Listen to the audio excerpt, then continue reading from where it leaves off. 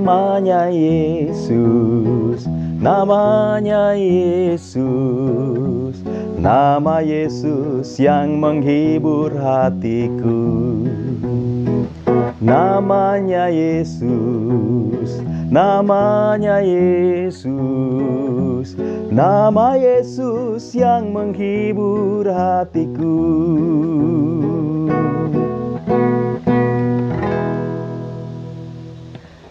Jumpa lagi dalam Renungan Harian GKI Kuitang. Shalom Aleichem. Untuk renungan kali ini saya memberikan judul Bukan Sekedar Tahu, yang didasari dari Injil Markus pasal 1 ayat 23 sampai 25.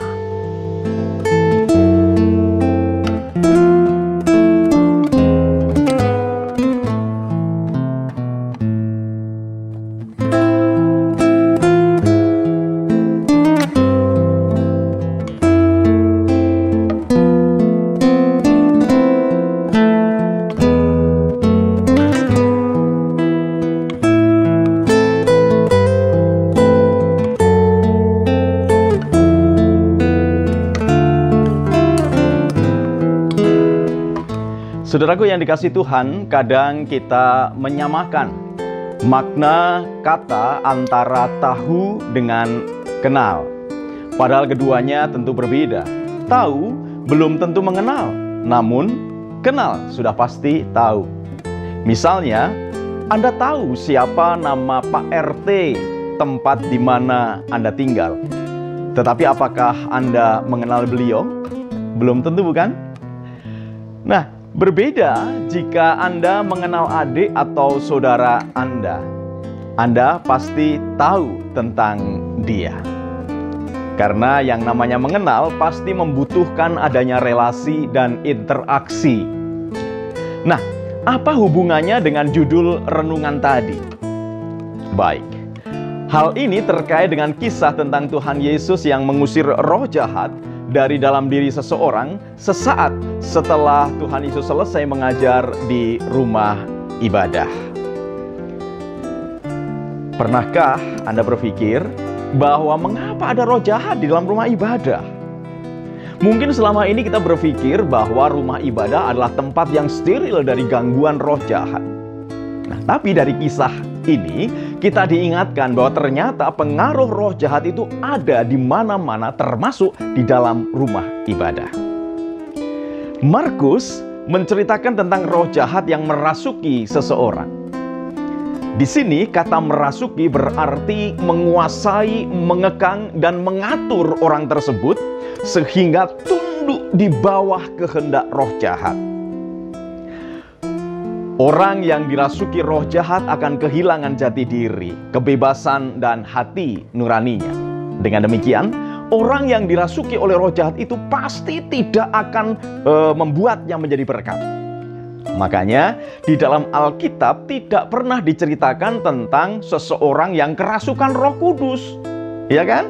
Iya, karena Alkitab selalu menyebutkan dipenuhi oleh Roh Kudus.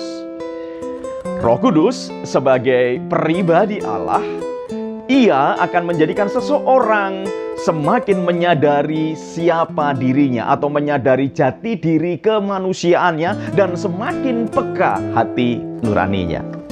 Oleh karena itu, seseorang yang dipenuhi oleh Roh Kudus akan mampu bersikap cepat tanggap dan bertindak tepat dalam menyikapi suatu kondisi atau situasi. Nah, dengan kata lain, Roh Kudus akan membuat seseorang itu menjadi berkat bagi orang-orang di sekitarnya. Nah, kembali kepada roh jahat yang merasuki seseorang di rumah ibadat. Roh jahat itu memaksa orang itu berteriak, "Apa urusanmu dengan kami, hai Yesus orang Nazaret? Engkau datang hendak membinasakan kami? Aku tahu siapa engkau, yang kudus dari Allah." Saudaraku, dari teriakan itu, ternyata roh jahat tadi tahu siapa Yesus itu. Bahkan menyebut dengan tepat, yang kudus dari Allah. Akan tetapi, kisah tadi menyebutkan bahwa Tuhan Yesus tetap mengusir roh jahat tersebut dari diri orang tadi. Ya. Seperti disaksikan oleh Markus. Tetapi Yesus menghardiknya, katanya, "Diam, keluarlah daripadanya." Roh jahat itu tahu siapa Tuhan Yesus, namun pasti tidak bersedia memiliki relasi dan interaksi dengan Tuhan. Karena itulah, maka Tuhan Yesus mengusir roh jahat itu. Dengan demikian, Tuhan Yesus membebaskan seseorang tadi itu dari cengkeraman roh jahat.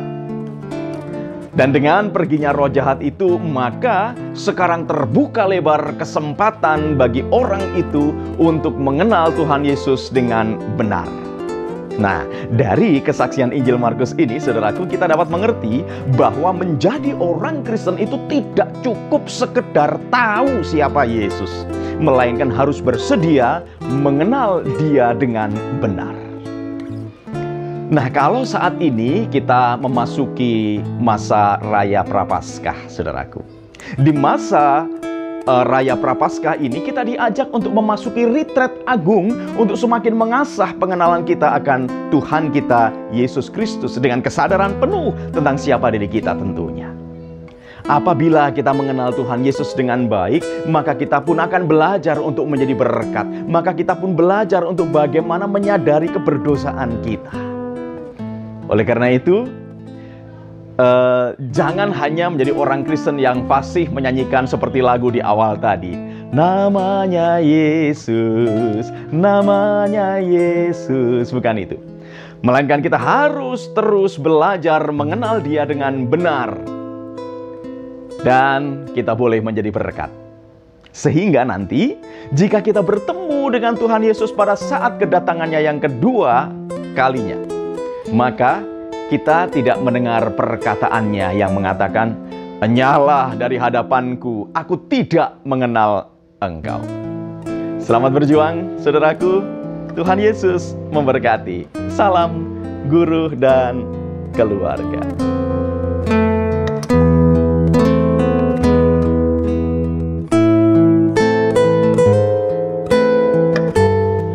Mari saudaraku kita berdoa. Terima kasih ya Tuhan Yesus, sebab Engkau mengingatkan kami agar kami bukan hanya sekedar tahu, tetapi boleh sungguh-sungguh mengenal Tuhan dengan baik. Kami rindu Bapa untuk terus berupaya memiliki dan menjalin relasi dan interaksi dengan-Mu, sehingga kami pun dapat menjadi berkat bagi orang-orang di sekitar kami. Diberkatilah setiap orang yang selalu mengandalkan Tuhan di dalam hidupnya. Terpujilah nama-Mu ya Tuhan Yesus. Amin.